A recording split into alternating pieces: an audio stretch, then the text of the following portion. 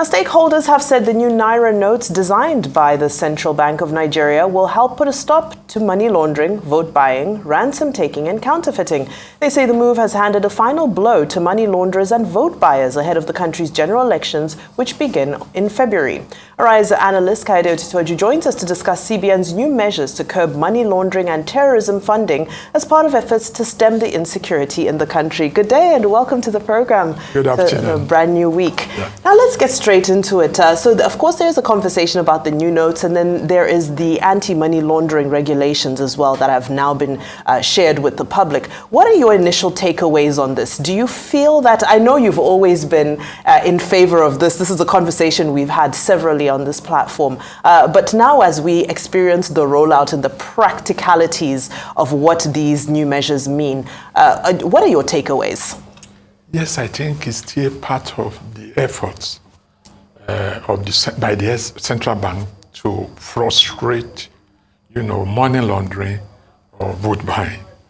Okay, now the Naira notes have been redesigned.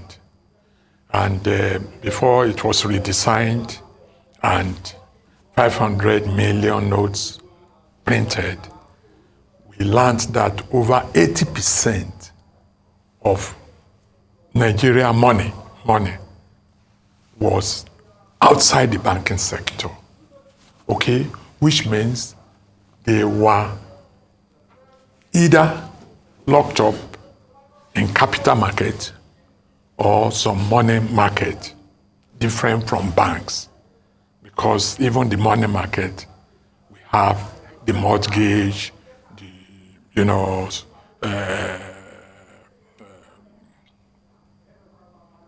investment banking, and all sorts of things that are not really the, counter, you exchange, you put money and saving and loan and all sorts of things. Okay, so which means 80% was locked up there. And what are the sources of this fund that cannot be monitored because they are not in the banks? Okay, so I think the central bank now say, okay, let's know the business owners, the BOs, and the legal owners. The BOs are the Baba Sales, the really very rich people. Maybe they have been governor of central bank before, or they have been, MD, or chairman of Post Authority, or NNPC. They've gotten the money, and they have had it locked up in the financial, system. Financial system means both money market and capital market. Now, we want to know the real business owners who are not the lawful or legal owners.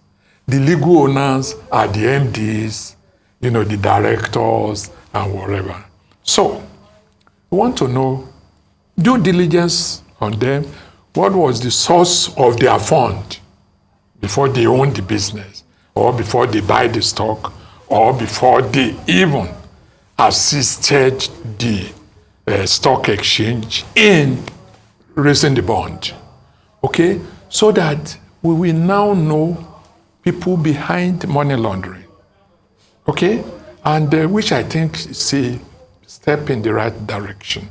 Once you know the masquerade, the people behind the masquerade, and you unveil the masquerade and you see the person, then you know how to tackle things. Well, I think it's, like you rightly said, it's a step in the right direction. But it was also highlighted by the Director of Financial Policy and Regulations Department that these measures are not exhaustive and that they will be amended as necessary.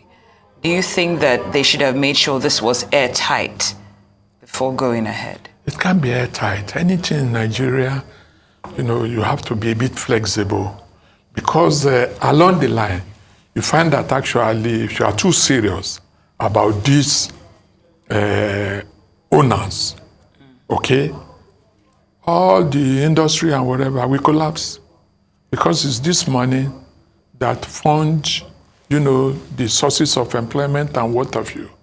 But something that happened to First Bank maybe about 2 years ago could happen, whereby, the BOs, BOs are people, the beneficial owners, are people with over 5%, equity in the business.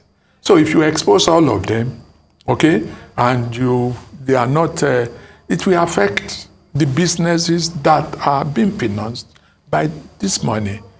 I know what happened in the First Bank was the BOs wanted to change the MD, that's the legal person, and the legal person ran to Central Bank and said, they want to change me because, I didn't allow,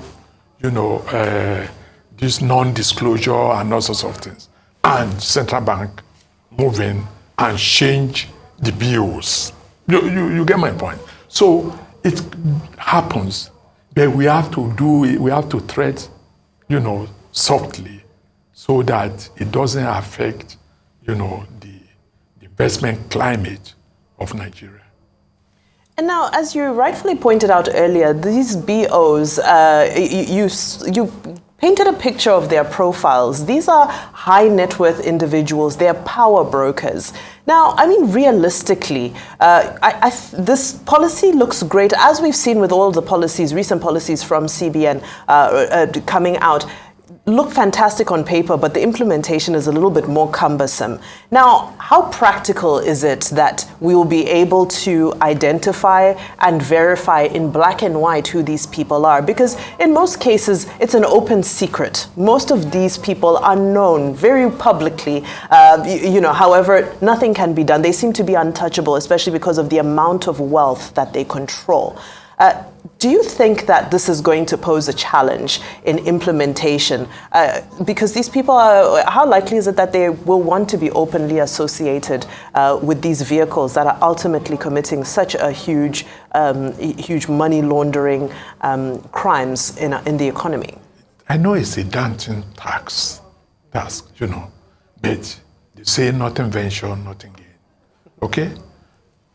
The Central Bank is already holding the bull by the horn, and they want to do it. Okay, on some occasions, you just see that some sectors are run into debt because of the BOs that take, loans from the, money market or financial institution, and they are not paying back. Okay, but at times, the MDs and they go all out and say they will publish the names of the BOs, okay? And within 2 or 3 weeks, you see them paying the money back because they don't want their names to be published. The same thing can happen. Since, the Central Bank now wants to work with both the Security and Exchange Commission that really register, some of these not banking institutions, and the CAC, Security and Exchange, companies and the companies. The CAC, sorry, that register the directors and whatever, they work hand in hand with the CBN, okay, to see that actually due diligence is done on the BOs, and the corrupt legal owners too, like the MDs and whatever. There are some reports that they must be sending periodically. Which time it cannot be 100%.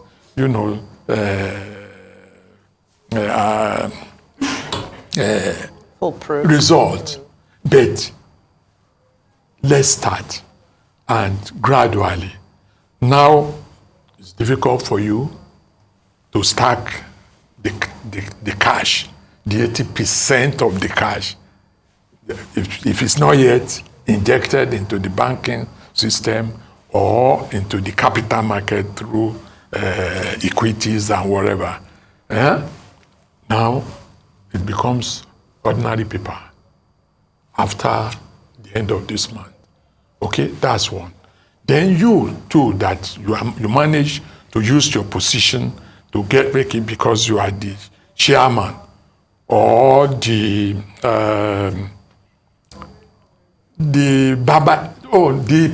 are not really chairman, but you are the real person that owns the money. You're the BO, okay? Yeah. You are the BO. Now you've managed to get the money through the system. And the source, maybe initially, was not very clean, but you have laundered the money. It's now clean. Just like you launder your clothes, you wash it clean. Dirty money, So it won't be easy because of the caliber of people, that are there. And in our African system, it's really very difficult to use the SEC, Security and Exchange Commission, to do what they did in the US, to the big brothers. You get my point? But I don't think we benefit from not doing anything. We benefit from doing something. And with time, it will be worked upon. After all, there was nothing like financial thing before, EFCC. Obasanjo came and started EFCC. Today, EFCC is a real vehicle of controlling financial malpractices. Okay? Let the bank too have what they are doing now, which will deal more on knowing your customers, doing due diligence on your customers, okay, and knowing the source of funding. But they should extend it to other financial regulatory bodies like NDIC, like Security and Exchange Commission, and the Financial and something Commission too. So they shouldn't leave it to central bank, okay? And there should be synergy. There must be cooperation and integration in their efforts so that when you do your administrative exposure in central bank, the Financial and Economic and Financial Commission that has right to arrest and prosecute, okay, will not say, it's an untouchable person, okay? Must work together with even the national intelligence, yeah.